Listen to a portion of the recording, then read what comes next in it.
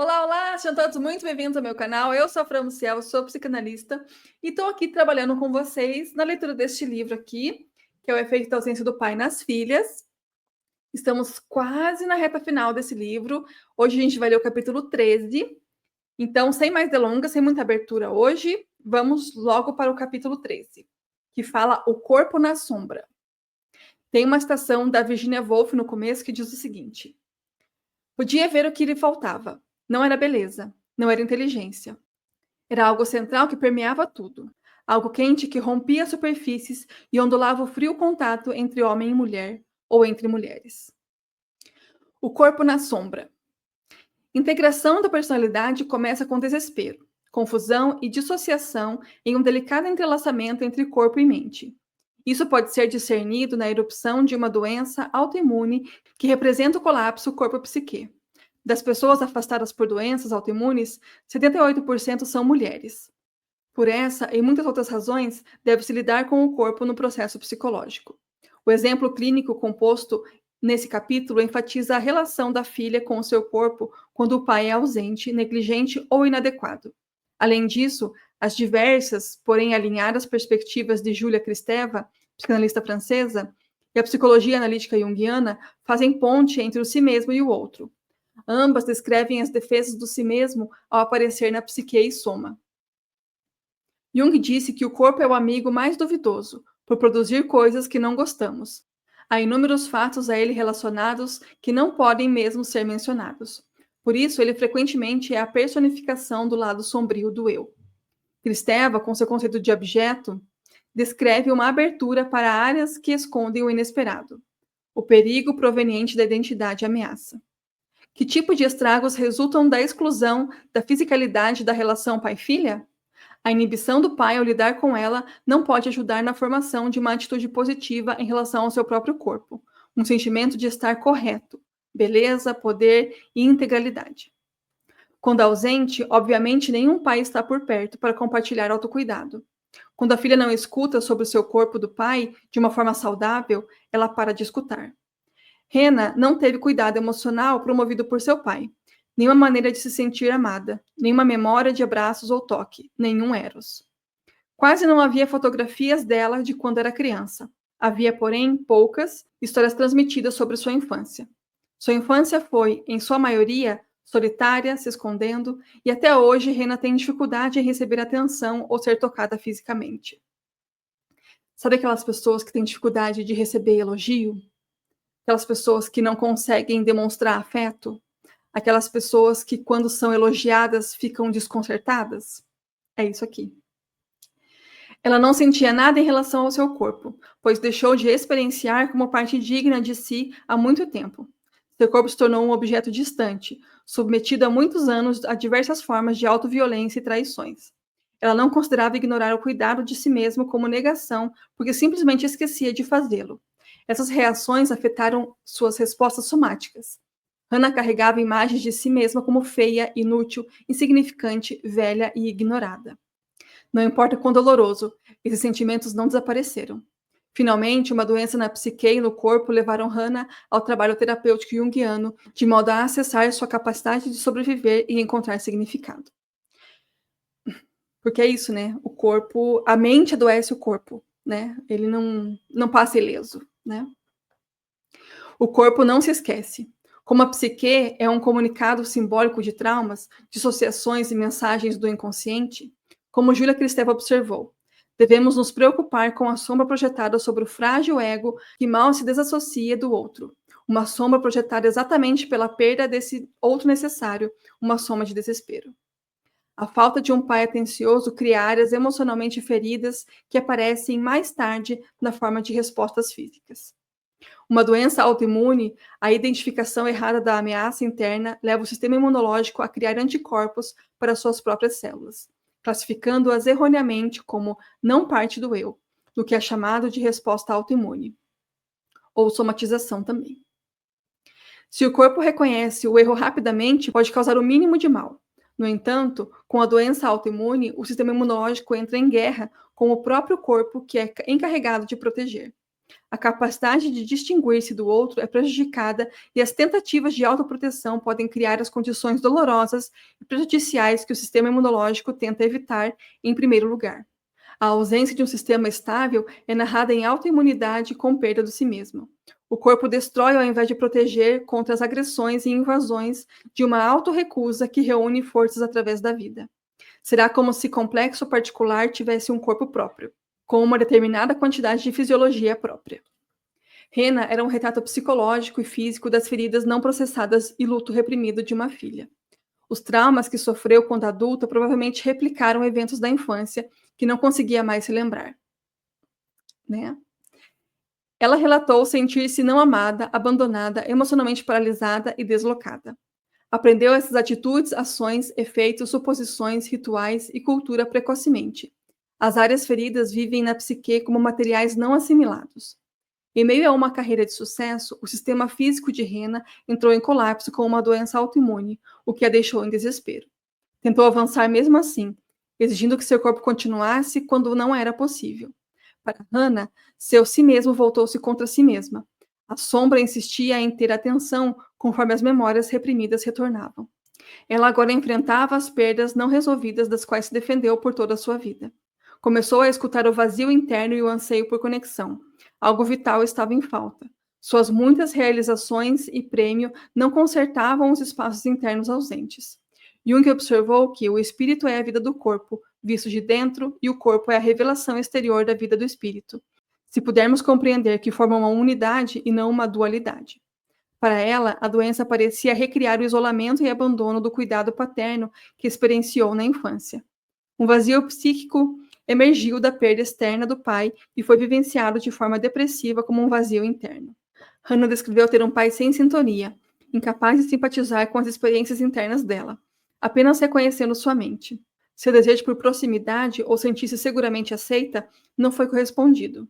Decepcionada, ela não encontrou nem conforto, nem aprendeu uma forma de autoconforto com ele. Há uma enorme brecha de silêncio pelo papel desempenhado pelo corpo do pai em uma relação iniciada direta com um bebê. A qualidade de conexão entre o pai e a filha molda nela a consciência, satisfação e cuidado com seu corpo ao longo da vida. Quanto mais ele retira seu amor e a rejeita, tanto física como emocionalmente, mais ela se torna abandonada e ansiosa em relação a seu corpo. Quando as atitudes de apoio do pai são ausentes, ela corre o risco de sentir de forma negativa em relação a todos os corpos, principalmente o seu. O sofrimento ocorre quando as posições externas destinadas a reforçar a personalidade se exaustam e suas reservas internas entram em colapso, pois não são mais sustentáveis. Kristeva chamou isso de uma miragem perdida no passado, deixando em seu caminho a ausência, depressão, autoaversão e insatisfação. Sempre inquieta, essa mulher é resumida a impulsos obsessivos e opressores, como comer em excesso por ansiedade, o peso opressor da insensatez e passar horas na internet e na televisão sem interrupções.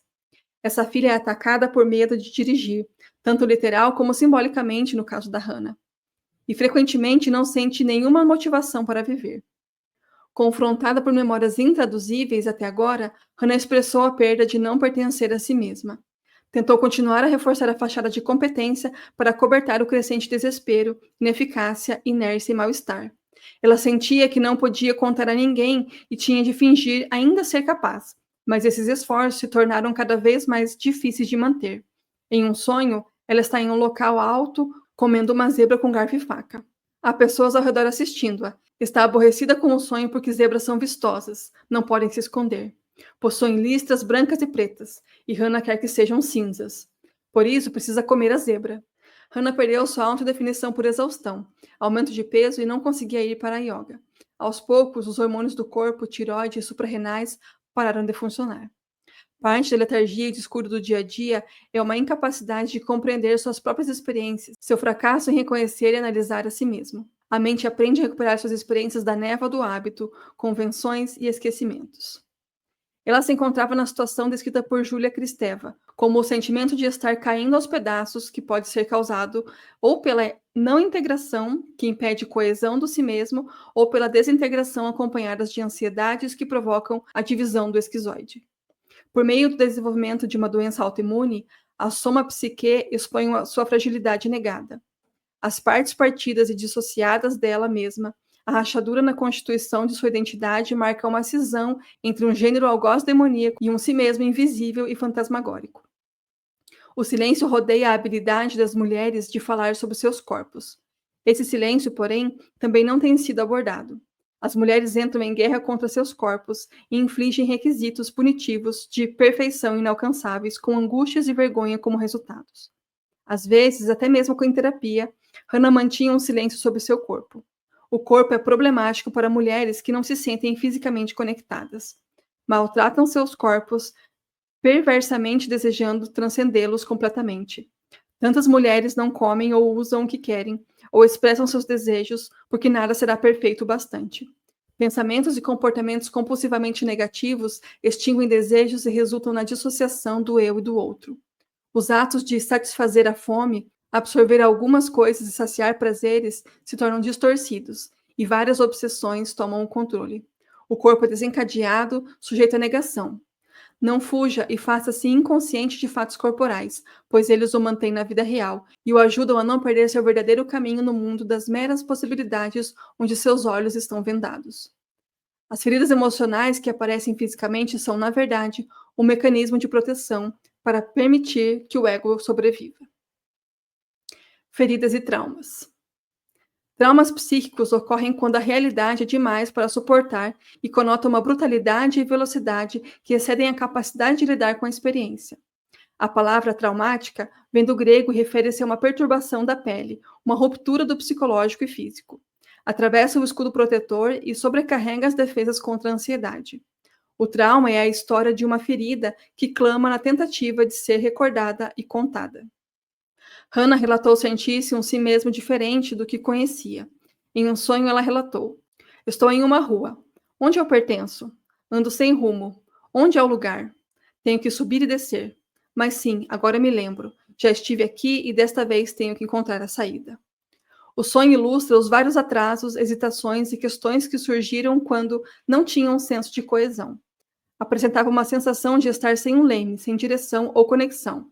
O sonho terminou com sua determinação de encontrar uma saída. O que continuou desconhecido e inconsciente eram os estranhos do sonho. Rina descreveu em seu diário. Esta manhã, mais uma vez olhei e o que escrevi há alguns anos e estremeci. Algo nessa parte me amedronta. Sinto que poderá abrir alguns locais de descoberta de meus próprios si mesmos. Jung refere-se a esses locais como a sombra composta das partes resistentes, outras aguardando a integração, o inconsciente onde a empatia por si mesmo e pelo outro reside. Júlia Kristeva alegou que o que é alienígena para o si mesmo de uma pessoa é, na verdade, parte de si mesmo. A autoimunidade demonstra um movimento duplo, proteção e destruição, ameaça e acaso. Não é apenas um veneno, mas também um possível remédio que, quando feito consistente, se abra para a oportunidade e esperanças. Em relação a isso, Júlia Kristeva faz uma ligação da psicanálise com o inconsciente como um lugar de transição e transformação. Jung interpretou a dissociação entre corpo e psique, ego e sombra, ideal e real como material não apenas da dissolução, mas também para a construção da personalidade. O desenvolvimento de uma doença autoimune abriu um caminho para chegar-se às cinzas. Esta era a experiência psicológica e física de Hannah no estágio alquímico chamado de nigredo, uma escuridão, decomposição e dolorosa perda de direção. Ela descreveu-o como algo escuro, desagradável, desconcertante, desorientador, uma doença de espírito. Hannah retratou graficamente sentir-se perdida na dissolução, a massa confusa, ou o caos necessário de modo a alcançar reforma. Seus valores conscientemente mantidos e antiga autoimagem tornaram-se ultrapassados. No entanto, agora que se encontrava em uma encruzilhada, ela estava compreensivelmente ambivalente. O ego e consciência do corpo ainda não tinham encontrado uma nova relação com o inconsciente. O abjeto. A abjeção é uma doença do próprio corpo. A abjeção se trata do que foi reprimido.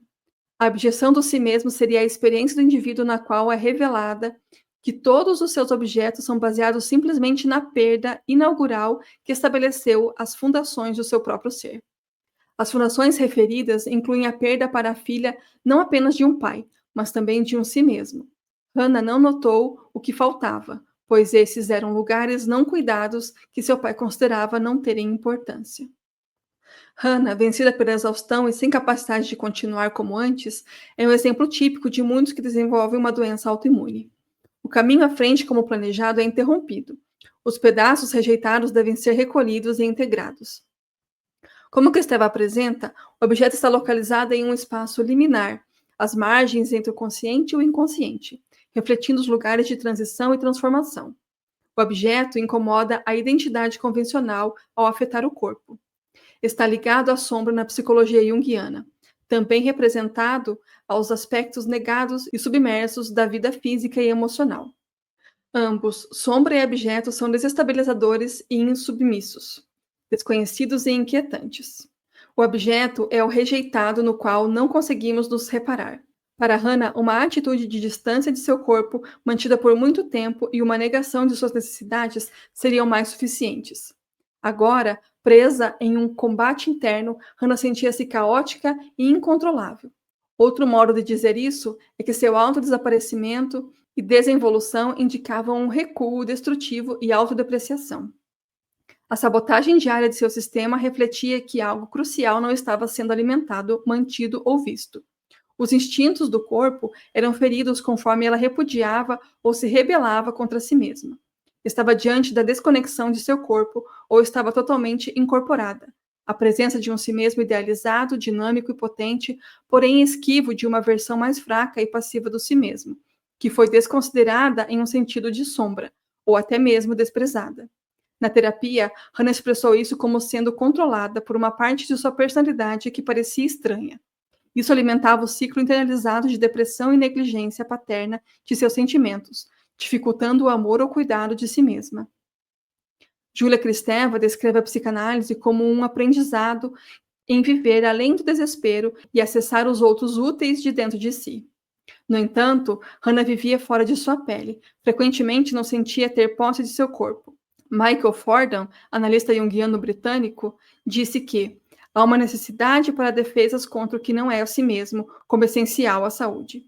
Dirigido contra os corpos alienígenas, ou seja, aqueles vindos de fonte externa do si mesmo, e internamente como reação autoimunes. O sonho de Hannah tornou-se conturbado, sua alimentação e digestão desequilibradas, significando que o básico do corpo e psique estavam fora de sincronia. Isso refletia uma acumulação de violência e hostilidade interna, separada da comunicação amorosa com o si mesmo. Novamente, o cuidado é subvertido quando não há modelo fornecido pelo pai. A desconexão com o corpo foi manifestada pela falta de vitalidade e vazio. Ela temia que, se removesse a máscara corporal, não haveria nada por trás dela. O velho estresse e novas crises combinaram com a dissociação entre o corpo e a psique, tornando-se aparente com o desenvolvimento de uma doença autoimune. Isso sugeria que sentimentos de não estar realmente viva estavam ligados ao fato que ela não tinha nenhuma representação de seu rosto ou corpo. A falta cultural de imagens femininas favoráveis ao longo da vida promove a incapacidade de facilitar a atitude de cuidado em relação a si mesma. Conforme uma mulher envelhece, a aparência na qual ela confiava é alterada e a idade se torna um objeto. Se ela sente que não há beleza na idade, acaba desprezando o arco da vida. A poeta e escritora estadunidense Adrienne Rich comentou que, abre aspas, mas o medo e o ódio de nossos corpos muitas vezes mutilaram nossos cérebros. Temos uma tendência de ou nos tornarmos nossos corpos de forma cega, escrava, em obediência às teorias masculinas sobre nós, ou tentar existir apesar deles. Fecha aspas. O ódio de si mesmo trabalha no desejo de se ligar ao do corpo, porém é um corpo feminino. Ela se sente insignificante, rejeitada, enojada, presa. Negar que o corpo deixa uma mulher sem desejo e a desapropriação de seu corpo significa que sua energia está parcialmente bloqueada. As experiências do corpo trazem as pessoas ao aqui e agora, a tentativa de ultrapassar o atual grau de consciência. Através do inconsciente, leva o corpo. O corpo pode se tornar um catalisador para reflexões, investigação e imaginação mais profundas. Júlia Kristeva fala sobre a noção do Estado e sugere que toquemos essa alteridade, fujamos de seu ódio e fardo ao aceitar as diferenças que implica. No entanto, o sistema interno de Hannah estava obstruído com conexões falhas entre mente, corpo e alma que remontavam às desconexões com seu pai. A doença autoimune apresentava a realização de uma vulnerabilidade inicial negada. Ela descreveu sentimentos de melancolia, uma tristeza não comunicável sobre a tristeza, a solidão e uma sensação de estar desligada dos outros. Fugindo de seu corpo, ela vivia em sua cabeça. Os elementos abjetos e sombra criaram em seu interior a ideia de que ninguém se importava e sua vida não fazia diferença. Isso replicava como ela se sentia com seu pai, o intelecto que apenas valorizava a mente dela. A identidade se preocupa com a noção de estranheza interior e a ideia consciente de uma pessoa de si como uma forma distinta das aparências externas. Júlia Kristeva inclui o gêmeo do si mesmo interior, fazendo da análise simultaneamente uma jornada à estranheza do outro e também de si mesmo. A teoria de abjeção reconhece que há uma área que repulsa o interior, onde a alteridade reside, trancafiada conforme a mente consciente reprime o que considera serem horrores. O próprio material reprimido, as coisas que nunca soubemos ou não conhecemos mais, criam ansiedade de diferentes níveis. O alienígena interior tem a capacidade de dar à luz ao que há de melhor e pior em nós, dependendo de como reagimos. Isso é importante falar. Você vai ver muitas vezes pessoas com históricos muito parecidos de vida, ou até idênticos muitas vezes, mas que por reagirem de formas distintas, elas carregam uma carga diferente de trauma. Então, umas lidam melhor, outras lidam pior, umas ficam mais debilitadas, outras funcionam bem, e isso depende muito de como está a nossa reação com relação às coisas. Isso é bem importante. Hannah aprendeu a conspirar com a influência do pai e outros aspectos masculinos a nível pessoal, cultural e relacional. As percepções das mulheres como inferior refletia as partes psicológicas limitantes e fragmentadas refletidas da cultura. As filhas desses pais muitas vezes chegam na análise com uma fachada de autossuficiência. Desesperam-se para ganhar a atenção do pai, exceto temporária e inconscientemente, muitas vezes como um objeto sexual, e se veem tendo que se defender enquanto tentam provar que são iguais e dignas do louvor do pai. Separam-se de sua sensualidade, capturam homens e ou realizações, mas não sentem nenhuma ternura e possuem pouca consideração de si mesmas, sempre focadas em buscar a bênção do pai e a atenção pessoal. A personalidade busca a autorregulação conforme o processo terapêutico reúne os fragmentos dissociados e traz a relação. O si mesmo se torna mais completo conforme o objeto é aceito e integrado. Tanto objeto como sombra trazem envolvimento como alienígena, o material reprimido e projetado que separa o si mesmo dos outros. Na terapia, Hannah desenvolveu um diálogo entre psique e corpo, à medida que sua história psíquica era lentamente construída. Surgiram sonhos que despertaram sua autocuriosidade juntamente com emoções e memórias. A doença autoimune ajudou a desacelerar o ritmo de sua vida, abrindo uma autoexpressão mais silenciosa e realizada. A doença é o meio pelo qual o organismo verte o que é desconhecido a ele. Tudo o que precisa ser feito é auxiliá-lo a estar doente, ter a doença por completo e então escapar da mesma. Por isso, constituiu o seu progresso. Isso é bem importante aqui, né, nesse último parágrafo que ela falou. Como na terapia é possível que a pessoa se conecte com ela mesma, sabe? É isso que acontece muitas vezes. A pessoa tem uma desconexão consigo mesma que acaba por não se conhecer. E aí o corpo reage, né? O corpo somatiza as coisas. Já viram de somatização? Sabem o que é? Sabe aquelas doenças e dores que não têm explicação? Tipo fibromialgia, tipo, não tem uma fonte física, sabe? Ela é uma doença psicossomática. Ela tem a ver com a sua psique mesmo. E muitas vezes está ligada a esse tipo de comportamento. É o corpo te dizendo, pare um pouco e olhe para o seu corpo, olhe para você, porque você precisa se tratar, você precisa se cuidar para que eu funcione melhor. É uma forma do corpo dizendo para você pisar um pouco no freio e olhar para você de uma forma bem atenta para que você consiga tratar de coisas que estão adoecendo o seu corpo real, o seu corpo físico, não só a sua mente. E, obviamente, as doenças mentais estão aqui para nos provar que é preciso ter muito cuidado com o que a gente deixa crescer dentro da gente, né? Não é uma escolha a gente estar com alguma doença mental, no entanto, se tratar é uma escolha. Então, busquem ajuda. Vocês são importantes para quem vocês estão convivendo. São importantes para vocês. Então, tenham em mente que é possível se tratar e é possível ficar melhor mentalmente e fisicamente com terapia e com medicina. Obviamente, uma coisa não exclui a outra, tá? Não vamos aqui ficar propagando coisas que não funcionam, porque aí não adianta, né? Então, gente, terminamos aqui o capítulo 13 e no próximo vídeo vamos falar sobre o capítulo 14 e eu espero terminar na semana que vem, talvez, esse livro. Vamos ver se pelo menos até o final do mês a gente consegue terminar, né? E aí a gente vai trabalhando no próximo projeto, tá bom? Muito obrigada por estarem aqui, espero que esteja fazendo bem para vocês esse livro, apesar de ele ser bastante pesado e difícil. A gente tem contato aqui com coisas não muito agradáveis, mas a vida é assim, né? A gente tem contato com a realidade que não é muito agradável. Então, muito obrigada por estarem aqui. Ótimo dia para vocês, a gente se vê no próximo vídeo. Tchau, até lá!